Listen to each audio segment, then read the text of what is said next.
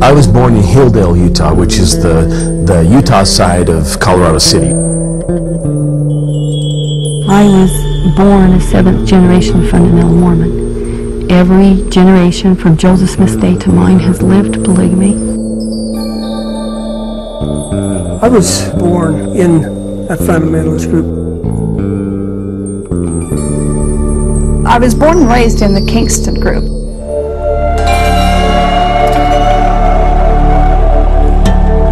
Joseph Smith. Joseph Smith. Joseph Smith started it. Polygamy. Plural marriage. The principle. True Mormonism. Pure Mormonism. Original Mormonism. The highest principle of the gospel is plural celestial marriage, and you have to live all of it. It was essential to their salvation. That's what we were taught.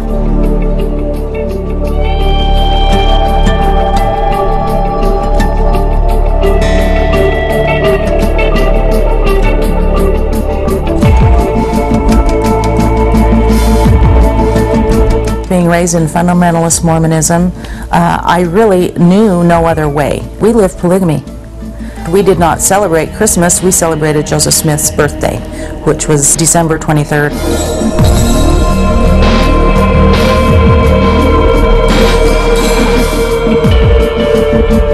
These are mainline Mormons. In December of 2005, they gathered to celebrate the 200th birthday of their founding prophet.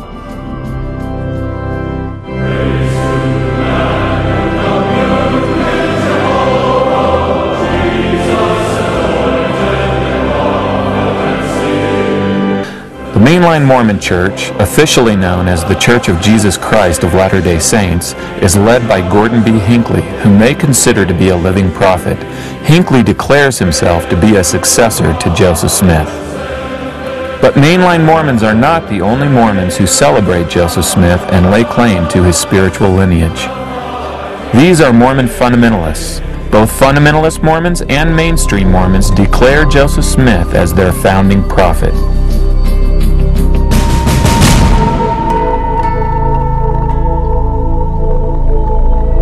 The fundamentalist Mormons practice polygamy today, but mainline Mormons have given up polygamy. Nevertheless, they still believe they will practice it in eternity. Mainline Mormons deny that the fundamentalists are true Mormons. There are actually no Mormon fundamentalists. Likewise, the Mormon fundamentalists deny that the mainline church is truly Mormon because it gave up the practice of polygamy in this life. According to fundamentalists, the mainline Mormon church is in a state of apostasy. Because of their secretive lifestyle, it is impossible to know just how many fundamentalist Mormons there are in North America. Nevertheless, most estimates range from 50 to 100,000. Polygamy is widespread and becoming more so across our country. There are polygamists everywhere, not just in groups, but that have struck out on their own and could be your next door neighbor, and you wouldn't know it. I believe that there's polygamy in probably every state in the nation. Many practice polygamy secretly and independently of any organized group. These are known as independent fundamentalists. But there are dozens of organized fundamentalist groups. One of the largest of these is the Fundamentalist Latter-day Saint Church, or FLDS as it is commonly called. Their leader is a man named Warren Jeffs, whom they hold to be a modern-day prophet. Warren Jeffs landed on the FBI's top 10 most wanted list on charges related to polygamy. He spent much of his time in hiding or on the run until he was finally identified and arrested in a routine traffic stop in the fall of 2006. Polygamous prophet Warren Jeffs. Warren Jeffs. Warren Steve Jeffs. The notorious polygamist leader Warren Jeffs is on trial here in St. George, Utah. Are you Warren Jeffs? Yes. Warren Jeffs. I'm on Warren Jeffs' hit list.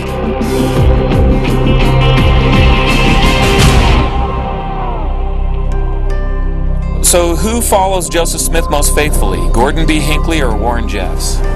If you wanted to see what original Mormonism is, look at Warren Jeffs.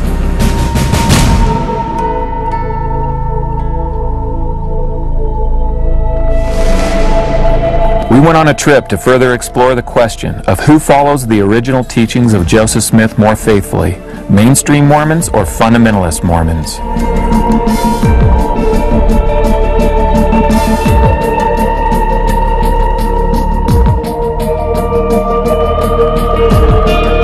This marks the house where the marriage of Joseph Smith and Emma Hale took place on January 18th, 1827. So basically this is the site where Joseph Smith entered into monogamy. Yes, yeah. This is Nauvoo, Illinois. It was here in 1843 that Joseph Smith wrote down a revelation concerning the plurality of wives, and that this is what enables men to become gods. It's obvious that Joseph Smith already had taken plural wives before he even dictated the revelation, because there's a verse in there that says that Emma, Joseph's wife, has to accept those that have already been given to him. So the revelation itself shows that he was already practicing it. This new revelation of Joseph Smith, in which God required men to take plural wives, contradicted the Doctrine and Covenants which was in print at the time.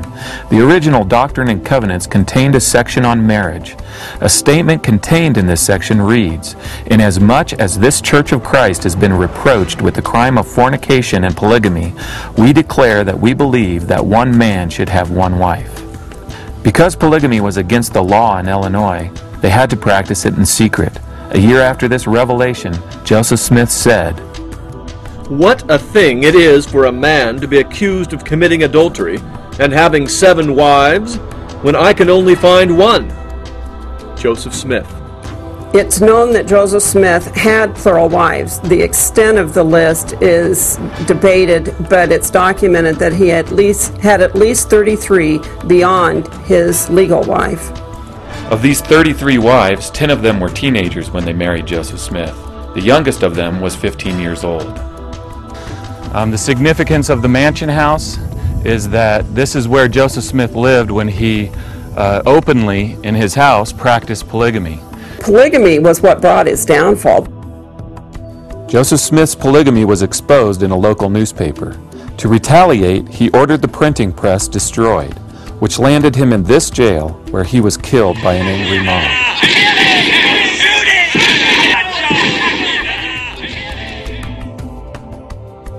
When Joseph Smith died, the church was divided over the issue of polygamy. The leaders that rejected the doctrine of polygamy stayed behind with Emma and their followers, while the leaders who were polygamists led their followers west. This is where, under the leadership of Brigham Young, in the wintertime of 1846, they crossed the frozen-over Mississippi River and began a journey to their final destination in the Salt Lake Valley.